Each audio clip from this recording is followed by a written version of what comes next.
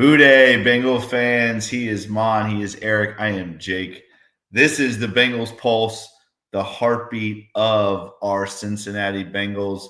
And that heartbeat, gentlemen, is back and better than ever. What some crazy news today, these last couple hours. We're gonna be here live to talk about it with you. Maybe we will get something official here in the next 30 minutes or so while we are with you guys. But we will wait and see. Thank you guys so much for joining us. We appreciate you. Mon, let's just get right into it. Let's not even talk about how our week is going because it can't be going bad now. As we heard news from James Rapine, reporter for ESPN covering the Bengals, that it is done. T. Higgins and Jamar Chase are locked up. We don't know how long, no contract information yet. And then we get news right after that, Mon, that says Mr. Trey Hendrickson is close to signing as well.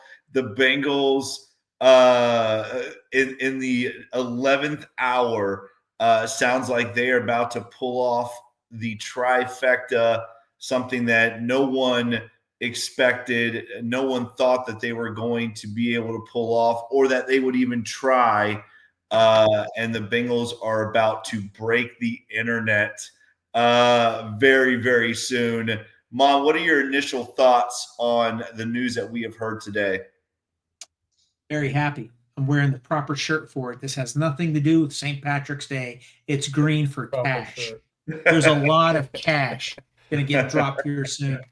Guys, honestly, think about it. I thought about it this morning when this broke, drinking a cup of coffee. We all agree Jamar Chase was going to get paid. We just didn't know when. 100%. The T. Higgins saga for 2 years. Optimistic. They're going to sign him. David Mulligetta, agent, and the Bengals don't get along. Drawn out. All of a sudden, it went from he's going to be a Bengal, not being a Bengal. They're going to tag him again, trade him. Then all of a sudden, he fires Mulligetta and gets another agent. It's a really good year, even though he missed a few games. And guess what? He's about to sign his contract extension. What a roller coaster with T. Higgins. And then on top of that, like you just said, the Trey Hendrickson situation. Pretty reputable website on Twitter, over 60,000 followers. The Bengals are active negotiations with him. We'll see how that shakes out, but that would be amazing if Monday at Paycor Stadium, they have a press conference with those three guys there taking questions from the media. It's an exciting time to be alive. I know it's tough being a Bengal fan at times, but I'll tell you this.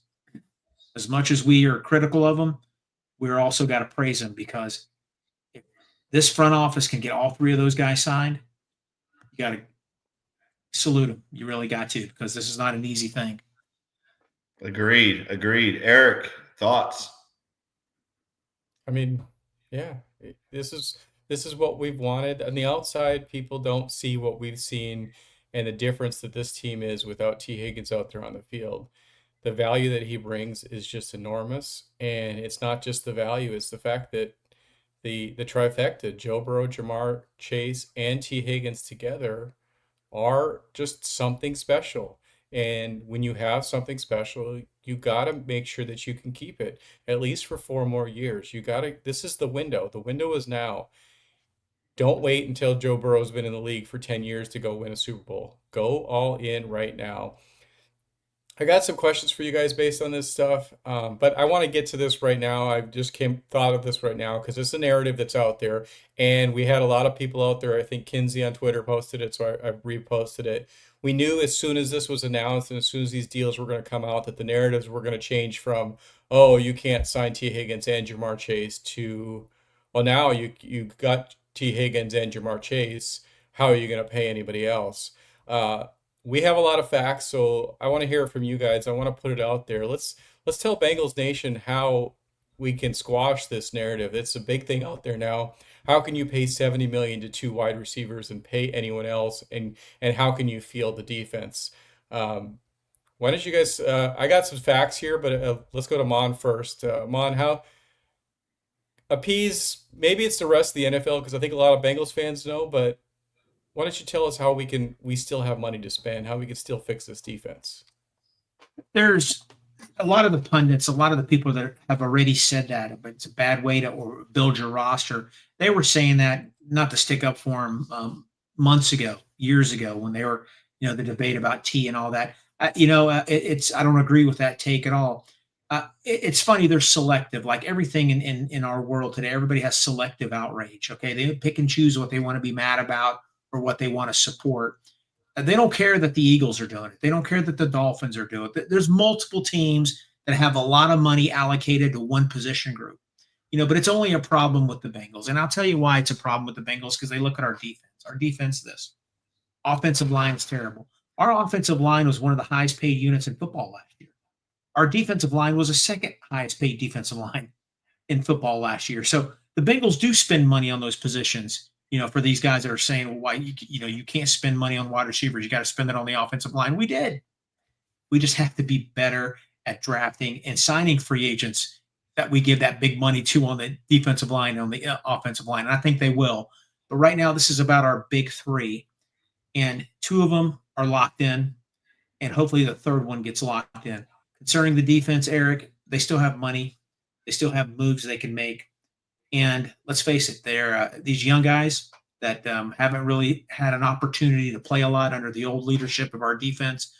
They're going to get that opportunity under a new coach, and he's going to have to get the most out of them. Jake, before you give us your opinion, I want to get your opinion on this. But right now, we sit at 28,238,000 in cap space. That is before the kind of foreseen move of cutting or trading Jermaine Pratt. If we cut Jermaine Pratt, we're going to free up $6 million. So that puts us up to 35 million, right around 35 million and change. Before these deals are announced, T. Higgins on the books for 26 million. Jamar Chase is on the books for 21 million. Trey's on the books for 18 million. What a lot of people on the outside don't realize is that the moment these deals are signed, those cap hits are going to go down. You're probably talking another 15 million in space. So with that info, Jake, go ahead and give us your takes on how the Bengals can still go out there and make some splashes. Well, again, you said it. That's exactly what I was going to talk about. Is people don't realize that the reason why you want to get T off of that franchise tag, besides having him for an extended period of time, is to lower that cap hit. Same with Jamar. Same with Trey.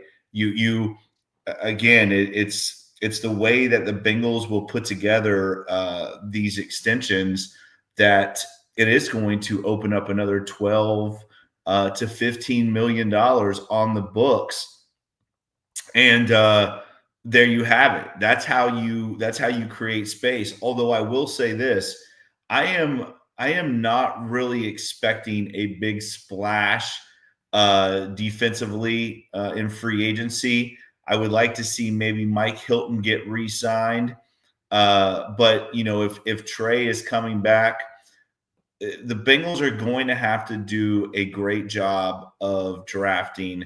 And again, we've talked about on the show, a lot of those picks this year are going to be allocated to the defensive side of the ball.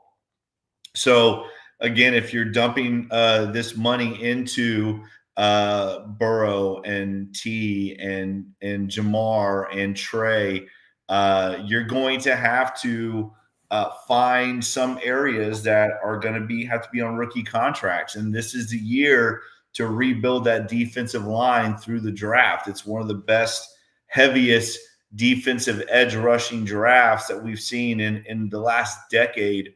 There's talent everywhere in this draft when it comes to the defensive side of the ball. So you would think that is going to be the case. The Bengals, again, guys, we're going to talk about this in a couple minutes, but there's still an issue at guard that has to be fixed. However, we talked about this on the last show. We said earlier that the Bengals are working on these deals with T and with Jamar and with Trey. that is the reason, guys, why you haven't seen these big splashes in free agency, because the Bengals right now, their priority is making sure that those three guys are locked in. And once they are locked in, Eric, the Bengals are going to be able to not only know where they're sitting, they're going to be able to open up some more spending money and then go and fix the guard situation. And again, possibly add a veteran defensive back. Hopefully it's Mike Hilton. And then we'll see what happens with Jermaine Pratt. But this no matter what from here on, man, oh man, this is something that is, again, I from the beginning, I thought T was going to get done. I thought it last year when they franchise tagged him. I just believe that this franchise not only loves him, but Burrow loves him as well. And I really felt like this was going to be the case. I thought it was going to get done last year. It didn't. They franchise tagged him again, and now T is getting his bag. And again, too, I want people to realize this.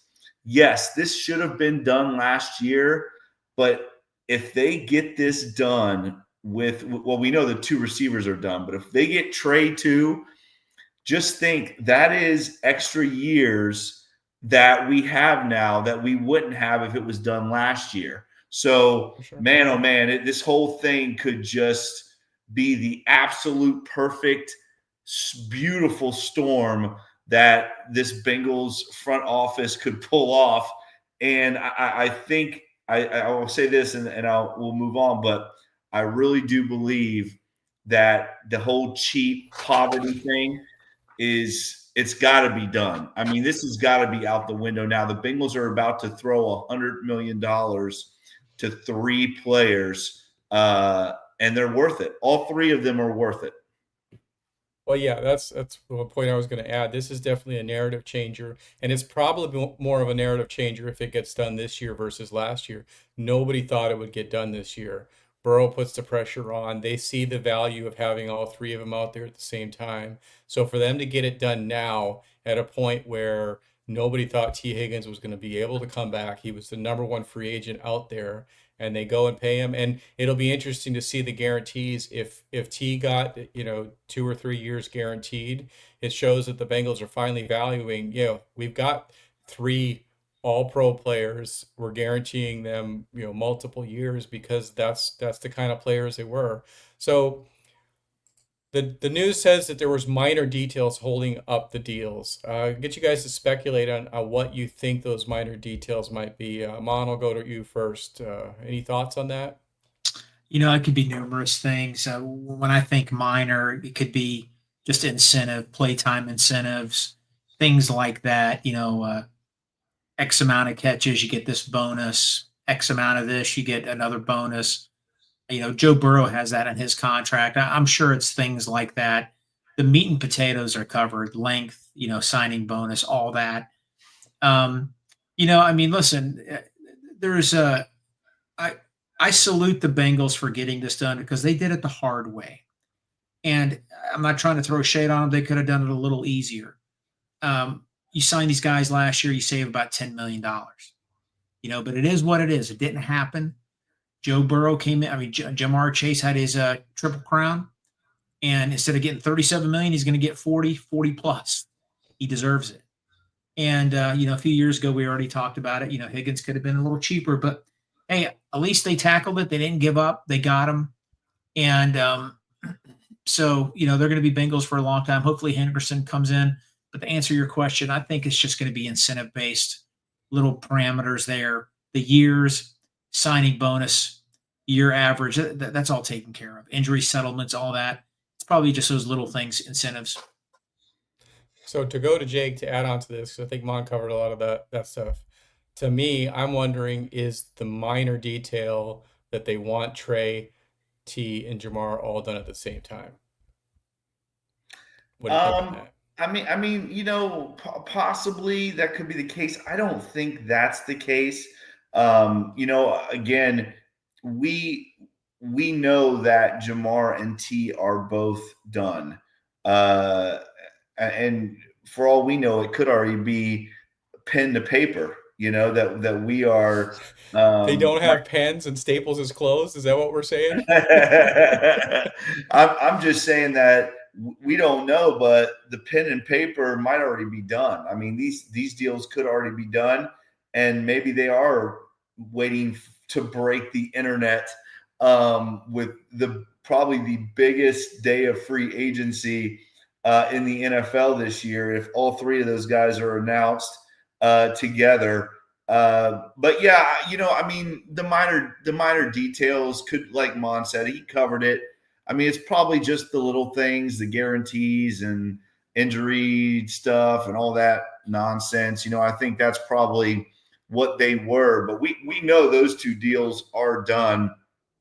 However, I do think that this is a situation now where the Bengals really want to put it out there that they got this done. And let's remember this too. And I think Amon was talking about this earlier.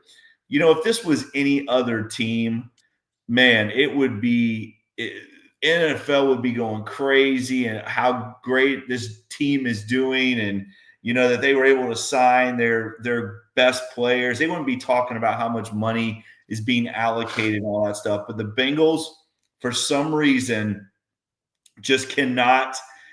people just cannot be happy about what the Bengals do. They'll find something else. It'll be, oh, now you're spending all this money on receiver. Well, so are 10 other teams in the NFL. Not quite what we're going to be spending, but I talked about this earlier. I think I saw somewhere if they did get T and Jamar and Trey done with those three and Burrow, it would be right around 57% of their cap to those four guys. The Eagles' big four is right around 50%. So again, I don't want to hear any of the BS from any of these talking heads and the media people and all these other morons that have sat around here for the last 2 weeks talking trash about the Bengals front office. And now that the front office has pulled off probably the most spectacular thing that we have seen in all of free agency in the last decade, I just want to hear nothing but positive about how well this front office did. And not only that, but from Bengal fans too. I mean, like Mon said, we are very hard on this front office. We have been very hard on this show about it. And again, a lot of that is warranted. But man, oh man, if the Bengals have pulled this off, kudos to this front office. And it really shows, number one, how much pull Burrow has, and number two, how much this front office has changed and is all in. I mean, they are all in if they get this done, Eric. Well, and the whole thing with the Eagles, you can't, yes, they made some great swings, but they really made some good moves in the draft. But this free agency period, they lost Mekhi Becton, Josh Sweat, Milton Williams, James Bradbury, Isaiah Rodgers, Darius Slay. Some of those guys aren't as big of names, but they lost a lot of free Chauncey agents. Gardner. Chauncey Gardner. Johnson was traded away, right? I mean, they weren't able to keep it up. You can't maintain that over and over. The biggest thing that people aren't realizing and locking in, these deals are done. If they're 4 years extensions, you're basically going to have Burrow, Higgins, and Chase all through the very similar lengths. And every year, the salary cap went up $23 million this year. It's going to go up another $20 to $30 million next year, another $20 to $30 the year after that. Every year, the salary goes up. You have these guys locked into their contracts. Their percentage is going to go down. You're going to be able to fill those things with some bigger free agents. Go ahead, Ma. Well, this is all positive, and we're going to keep it that way. But to bring this up, the reason they can sign these three guys is got to bring up a negative.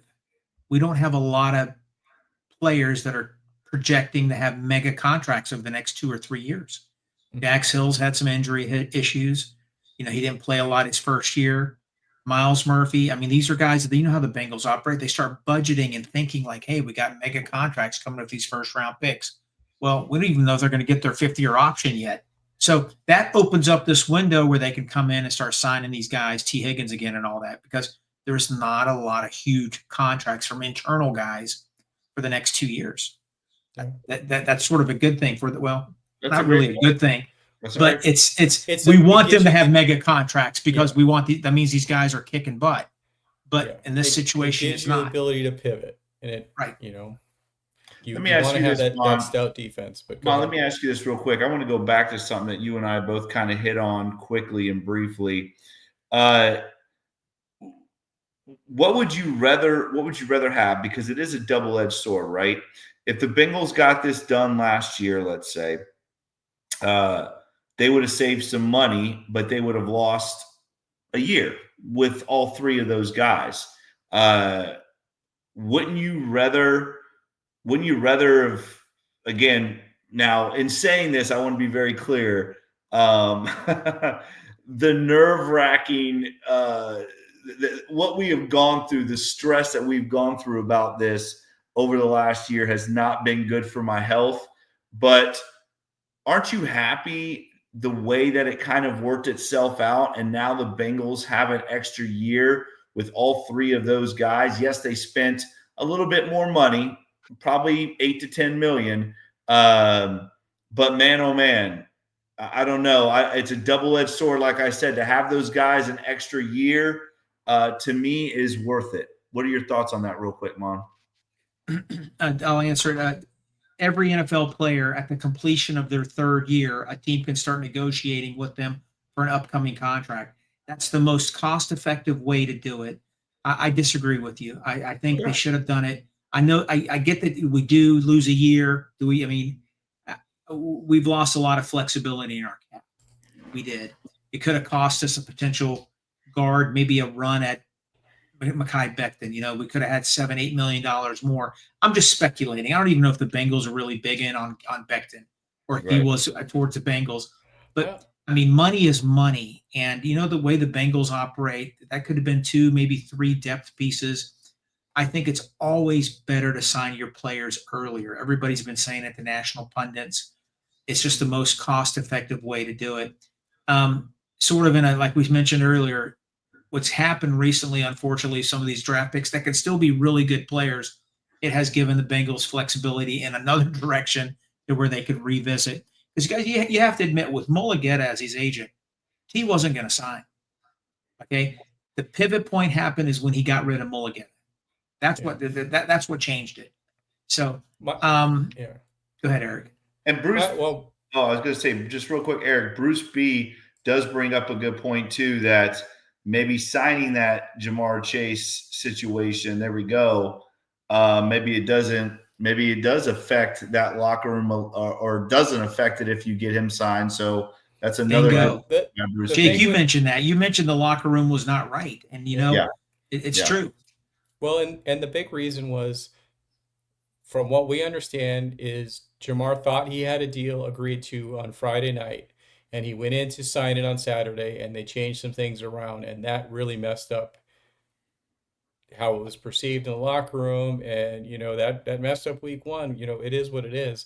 I think, not based on the extended years, but I think by not getting T done last year, not getting him this done earlier on in last season or the season before, having to go through it all, having him realize that he's got something special with Jamar and Joe, going through the whole process of pretty much being out the door with his current agent, and then having to do some soul searching and realize, hey, my agent's got to go because he's not flexible enough and I want to stay. I think ultimately that's going to make us a stronger team and make the relationship with those three better, because he could have just gone and stuck with Mulligetta, gotten the most cash possible, and walked. But instead, he said, you know what? I'm going to need to make a change because I want to try and stay with my guys. And I think that's going to bond this team and absolutely bond the offense together more. I want to pivot a little bit to get your guys' thoughts on this. I know we don't want to stay too long unless the news actually breaks. But do you think that they are so focused on these deals that it has held up our other free agent signing? I mean, they have a lot of cap space, but have they been kind of handcuffed because they weren't sure how much upfront cash they would have to throw out? Jake, you first. Yeah, I kind of mentioned this a little bit earlier that probably was the case of why we haven't made a big splash in free agency. Although, again, guys, the Bengals, they don't really ever make a big splash in free agency. So I don't really know what the plan would have been. It's really hard to speculate that. We don't know where the Bengals' heads were when it came to the guard situation in free agency, or the edge situation, or the linebacker situation, whatever. I think the Bengals had a plan. Joe Burrow said it from the beginning. I want Mike Gesicki, T. Higgins, Jamar Chase, and Trey Hendrickson. And by golly, he's about to get all four of his wish list that he asked for. So, I think the plan all along was those four guys are priority over everyone else, and everything else. And yes, it probably held it up, but I'm okay with it. I'm really okay with it. If you're telling me that we can go into next season with all four of those guys, I'm talking about T and Jamar and Trey and Mike Gesicki, all four of those guys with 3+ years, and we miss out on Will Freeze, I'm good with it. I really am. I think the Bengals will pivot once this is done, and after they pivot, I think Sheriff is still out there. Will Hernandez is still out there. Tevin Jenkins is still out there. There's still plenty of opportunity at guard for the Bengals. And I do think they will. I don't think they're done in free agency for sure. Ron, your thoughts? Yeah, optimally. I mean, I wish they would have had some of these, at least one or two of them, done before free agency started. But yeah, it definitely affected them. I mean, we got to admit the number one goal this offseason was getting those three signed. Number one goal. All the Maybe others 4, are right? defense. What's that? I was just going to say maybe 4, because Mike Gesicki, I feel like Mike Yeah, Gesicki yeah. was a serious priority. It was obviously they gave him a nice contract. I thought it was a little more. I didn't think he would get that much, but good for him. But no, the big three, the guys that have been Bengals for a while, that's been their number one priority. Yes, if they could have gotten a couple of those earlier, maybe they could focus. They've been kicking I mean, they've signed guys, and they're making phone calls for guards and everything like that.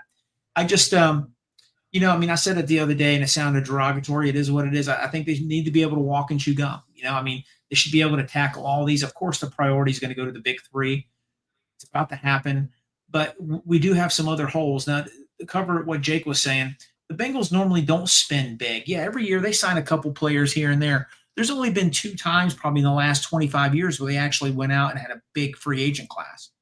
And Marvin Lewis's first year, he went and got John Thornton, Kevin Hardy, Torrey James. Those guys were big signings. They Yeah. weren't middle of the tier guys. John Thornton was about to sign with the Patriots. Bengals offered him more money. He got a big contract to come play in Cincinnati. You know why? Because the Bengals roster was so depleted. Marvin Jones convinced Mike Brown, not Marvin Jones, Marvin Lewis convinced Mike Brown that I needed players. Yeah. And he went and did it. Well, guess what happened? Let's fast forward. Marvin Lewis is gone. Joe Burrow gets drafted. Zach Taylor tells Mike Brown, my roster is depleted. He had 4 horrible drafts in a row. Remember those terrible drafts? I mean, that was Cedric Ogbuehi, Fisher, all these guys just fought, John Ross, things, just terrible drafts. What did he do? Reader. I think the next year he got Hendrickson. He got, you know who they are. They're players that got us to the Super Bowl, So and that costs a lot of money. So let me give you You details. know, 20, Mike Hilton. 2020, DJ Reader, Mike Daniels, Josh Bynes, Trey Waynes didn't pan out, but they paid him a lot of money. Von Bell, and then I think I'll have to pull up 2021, but 2021 was the TJ or the Trey Hilton. Hendrickson. It was Hilton and Trey that whole Hendrickson. group, right? Cheeto, Yeah. Trey, that whole group. That was a huge free agent signing period for the Bengals. I mean, so realistically, you got 2020, sorry, Mon, not to cut you off, 2020, 2021, and 2022, because in 2022 is when we got Ted Karras, Alex Kappa. I mean, we've been putting these out there. We've been signing guys. It just always hasn't been the right guys. Last year, we got Rankins, we got Stone. We just missed. They're trying. Their hands were forced. I mean, that they again, all that had to get done because they had a terrible stretch of drafts that depleted the roster. So they had to go out and spend some money. I don't think our roster is that bad. Well, there's one spot, maybe two spots that's really, really poor that they have to address. And you can expect a lot of draft picks going to those spots and whatever money is left over going. Hopefully, we can get a guard or two. Will Hernandez would be good. Somebody that's had success in the league, coming off a knee rehab. So there's still some holes there, but mission accomplished with this offseason with the big three and Mike Gesicki also coming in. And our offense is going to be clicking, guys, as long as we can protect our quarterback. So let's speculate here, because the conspiracy theorist in me and the optimist in me wants to say that, okay, Brandon Scherff is still out there, Tevin Jenkins is still out there, these guards are still out there, kind of the guys that were speculated to be the Bengals targets. Is there a world where the Bengals have made them offers and said, hey, this is what we're going to give you, but we have to wait until these other deals go through to make sure we can give you this deal? Don't go sign elsewhere. They basically agreed in principle, but they can't shake hands on it because it's like when you buy a house, it's contingent upon us selling our other house. Any tell me I'm right, tell me I'm wrong on being optimistic to think that maybe Scherff is already in Cincinnati scouting out an apartment at the Banks. I mean, I would love it. He's my number one right now as far as outside free agents go. If the Bengals wrap this trifecta up and end with getting Scherff, man, I'm gonna tell you right now, it's a home run. The free agency is a home run. I don't care what anyone says. Say what you will. If you told me from the beginning of free agency that Trey and T and Jamar would all be extended, they bring back BJ Hill, they bring back Mike Gesicki, they bring back some role players, and then go out and get their starting right guard, who is started in the NFL like 150-something games at right guard. Yeah, I'll take that. And was a captain. Give me Brandon Scherff, and I'm ready for the draft, boys. I'm telling you, the Bengals and Mon, you talked about this earlier too. We've talked about this on the show, but man, that locker room, gentlemen, if there was any issues in that locker room, when those three sign, that locker room is going to be back to where we need it to be, where all the players are locked in and focused. Just imagine hitting the regular season with all of our big guys under contract. It's going to be a great year, gentlemen, if that's the case. Yeah, it was an unnecessary distraction. It was a distraction that we didn't need, and I think it cost us. I think it cost us a lot. Actually, I think those distractions started 3 years ago when Jesse Bates left. But you know what? It's going to start a rehealing process, if you want to say, or players are going to see that. Or, they're keeping their best players. And, you're right. I hope they can go out and get a couple guys. Scherff is a proven pro. He's in his 30s, late mid-30s. I mean, he'd be great for a year or two. I would love to get Will Hernandez to come in and hopefully that knee heals up and he can come in and play because he's been very productive. There's going to be at least 1 or 2 draft picks on the offensive line this year. Only 6 picks if they don't somehow create more. But, the only way I'm going to go negative tonight is you can't sugarcoat it. Our interior offensive line is bottom 5 in football. It is. And I don't want that spot to wash away the success of the big three like it did last year, because we saw the effects of it. I mean, somebody sent a tweet out and it brought up a lot of points. They go, man, our guards play was so bad. We still scored over 30 points a game. It shows you how good our quarterback was. I mean, he could, well, he is so damn good that the guard play did, he still found a way to succeed. And it's not just our quarterback, it's the relationship he has with his receivers when he has to move out of the pocket. They know where he's going to want them at. And it's not just T, it's not just Tamar, it's also Yoshi. I don't know. I'm trying to find any news of Scherf being out there talking to other teams or anything like that. I'm really thinking that there's something in place because normally if a guy like Tevin Jenkins announced that he's going to meet with the Seahawks on Monday, kind of a posturing, he was in negotiations with the Bengals. Okay, Bengals don't want to offer me what I want, so let me go meet with the Seahawks. Haven't heard anything about Brandon Scherf, and we haven't heard anything about Hernandez. Like these guys might have something already kind of 90% of the way, and the Bengals have told their agents, hey, don't use us against other people. We're going to give you this on Monday once these other things go through. I think it's going to be I huge. bet you, I think it could be. Eric, I bet you they've made preliminary offers to 2 or 3 guard candidates. You know how the Bengals are. They have a price in their mind. They make the offer. Let us know what you think. So hopefully we get 1 or 2 of them. Hopefully we do. I want to say this too.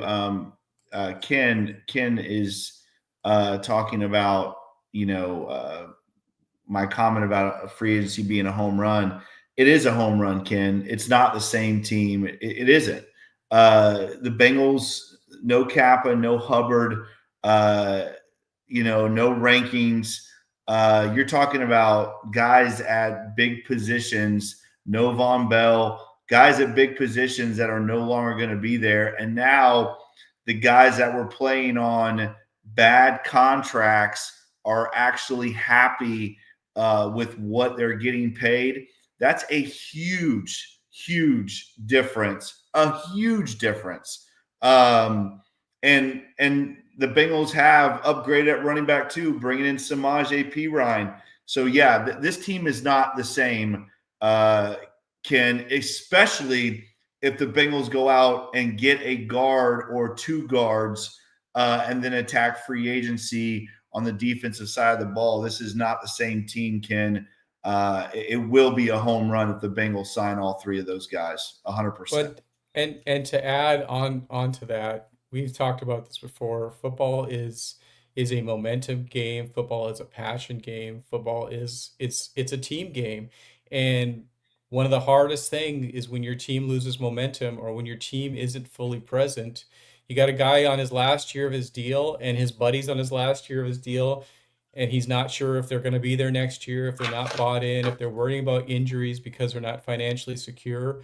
You may not think that affects a whole lot on the field, but we were 1 game away from making the playoffs last year and making a huge run in the playoffs. 1 game, 1 play, 2 plays, maybe 3 plays, 3 or 4 plays, and we've got 3 more victories last year.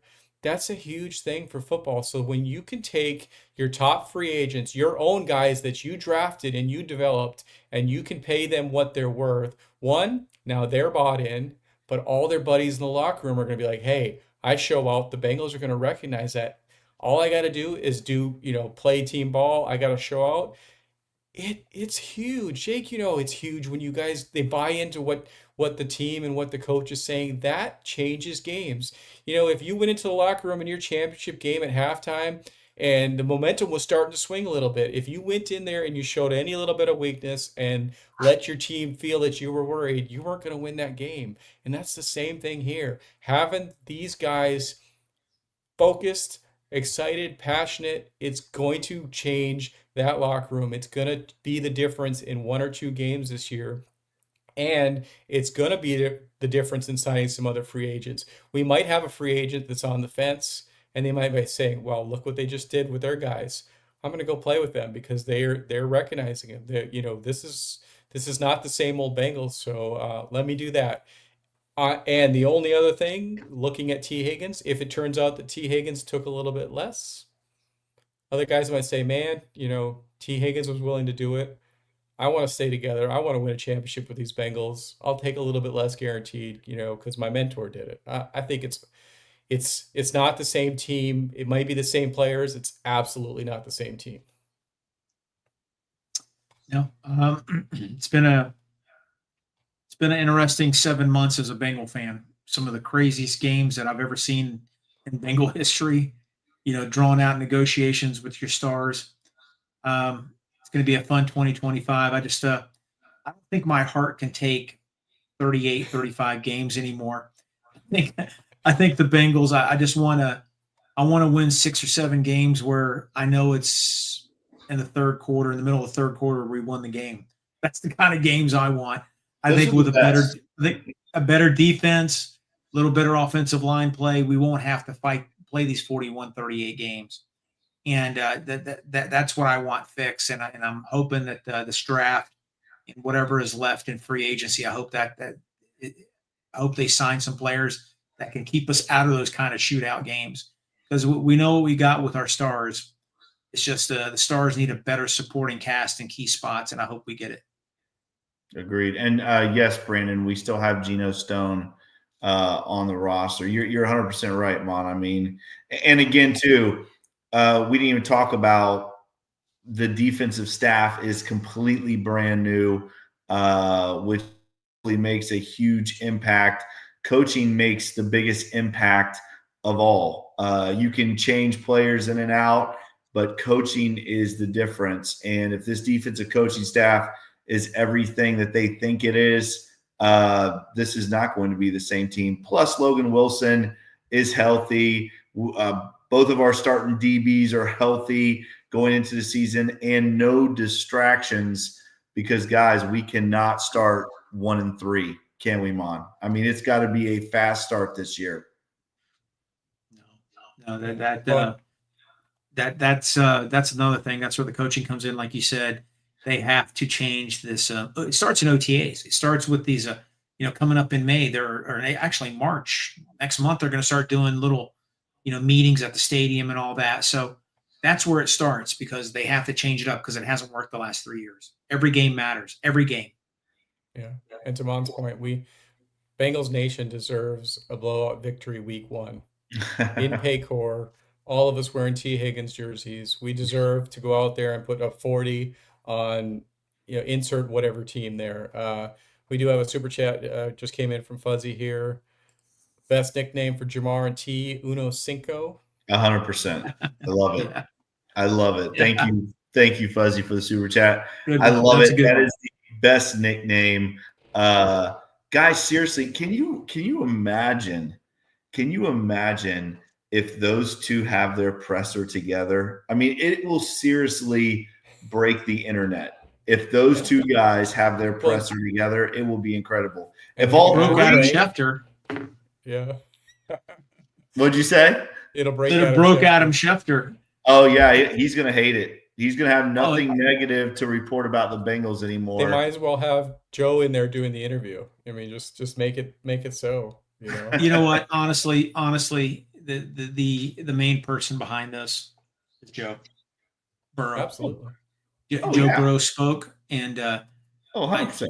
Of course, the Bengals have said it over and over. They wanted Higgins to stay. I believe him. We knew Chase wasn't going anywhere. I think the Bengals want Hendrickson to stay also. But when Joe Burrow says something, I think they probably put in a little bit more effort to get Hendrickson and Higgins signed. Yeah. And you got to give him credit. I mean, Gesicki, to me, Gesicki was all Joe Burrow, right? I mean, not to take anything away, because Gesicki had almost 70 catches. I mean, he had his best career year, but Joe Burrow he's the savior of the Cincinnati Bengals. He really is. I mean, he has completely changed this entire organization from top to bottom. And they've kind of taken on his mantra of, the competitor, the winner that Joe Burrow is. And man, oh man, I tell you, it's he has been an just think, guys. I go back, and I know we got to get out of here, but I just go back to that Dolphins game. And, again, I've been a Bengal fan for what, 40 since 81. So 40 plus years. That is the only game I ever rooted against the Bengals, was that damn Dolphin game, which was really hard to do, not going to lie. But just think about that game. We were down by 13 or 14 points, maybe even 15. Andy Dalton, We scored 2 touchdowns with 2 minutes left. We get the onside kick, all that crazy crap that happened. Then overtime, and it's just, we have not gotten a lot of luck, Mon, in all of our years. But for the Bengals to win that football game, it completely changed this organization forever. I went into that game first time in my life wanting them to lose. Okay. Yeah, I never want the Bengals to lose, but when they started the rally, I was like, F it, win, because it was so exciting. That's terrible. No, man, it was really exciting. But then they didn't win. And it worked out. But yeah, I was watching that at my parents' house, and we were cheering. My dad wasn't watching it. He walked through, and the comeback was there. We were cheering against it. He's like, "What do you mean you don't want them to win? What's going on here?" I'm like, "No, we can't. We don't need it." You know what? Unbelievable. I was on Twitter, and I'll never forget it. I think it was Paul Daner that sent out a tweet. He goes, "This is to be the most Bengali thing ever if they win this game." It would have been. It truly would have been. It would have been the most Bengal thing ever for them to come back. I mean, remember how crazy it was? They scored. They got the onside kick. Then they throw a Hail Mary that Tyler Eifert catches with no time left, like a 35, 40-yard pass. Then they get the 2-point conversion. Then it goes into overtime. Just absolutely crazy. It was a bonkers game. But man, it's fun to be a Bengal fan, and I'm glad that this is about to end. Hopefully they get Trey done, and we can add a few more pieces and go into this draft and knock it out of the park. This draft, I spoke to Justin tonight, guys. He's going to join us for some draft coverage. Nice. But we're going to have to really hopefully, I'm just hoping our team can somehow get 2 more picks. Yeah. We need to get 2 more picks, maybe trade back from 17 to 24 and get us maybe another 3rd rounder. That would be great. It's all about getting picks in the top 100. We talked about the Eagles. You said something about the Eagles earlier. You know that next year with all their comp picks, they're going to have 6 picks in the top 100. That's amazing. That is amazing. So if we could get 2 this year, or maybe 1 more, that would be sweet. Yeah, 100%. Yeah. Well, listen. Go ahead, Eric. Sorry, the needs are there. We don't need a top 17 player. We can easily drop back a few, and if we end up dropping back to the end of the first round and pick up starting safety Xavier Watts, I'm here for it. Fill these needs here before we get there. Just some programming notes. Obviously the news hasn't broke officially tonight, so we're not gonna get to really break out the whiskey and take some shots, but we plan to come live tomorrow if it happens, and if any other Bengals news happens, we'll try to be as timely as possible. But could be a big weekend, or it could be a really big Monday and a really big Tuesday. I think we should take a swing at maybe our first mock draft on Thursday. If we haven't had much movement by then, other than T, Chase, and Trey, I think we could still take a good swing at the very first Bengals Pulse mock draft of the year. What do you guys think? Yeah, sounds good. And like you said, we'll come back. We'll go live as soon as that. All 3 of us can go live. We will go live as soon as it is official, Mon. If we're out at Costco and with a cart full of groceries and the news breaks, we will walk away from that cart, drive as fast home as we can to go live, and we'll be here for you because we appreciate it. We got almost 300 in the room tonight on a very last minute notice, so appreciate everybody. And we appreciate you guys. Thank you so much. Yeah, thank you guys. And once again, as always, guys, if you like this podcast, make sure you like, share, and subscribe to this podcast. Make sure you check us out on all the awesome podcast platforms, Apple, Stitcher, Spotify. If you like this podcast, make sure you give us that 5-star review. Very much appreciate that. As always, follow Mon on Twitter at @TheFireMon. Follow me on Twitter at Coach Jake Owens 9. Follow Eric on Twitter at eFlash with 2 H's 88. Follow the Cincinnati Podcast Network on Twitter at Cincinnati Pod. And as always, guys, follow the Bengals Pulse on Twitter at Bengals_Pulse9. The same on Instagram without the at Bengals_Pulse9. As always, if you like this podcast, make sure you give us that 5-star review. We very much appreciate that. As always, guys, check out all the awesome podcasts right here on the Cincinnati Podcast Network. As Eric said, as soon as it is pen to paper official. We will be here live to break down the contracts of hopefully all three of the trifecta. But once again, Bengal fans, breathe a sigh of relief. It is over for the most part. You can actually enjoy the rest of your weekend this weekend as T and Jamar, as reported, deals are done. He is Eric. He is Mon. I am Jake. This is the Bengals Pulse. Hoo day, Bengal fans. We will talk to you as soon as it's official.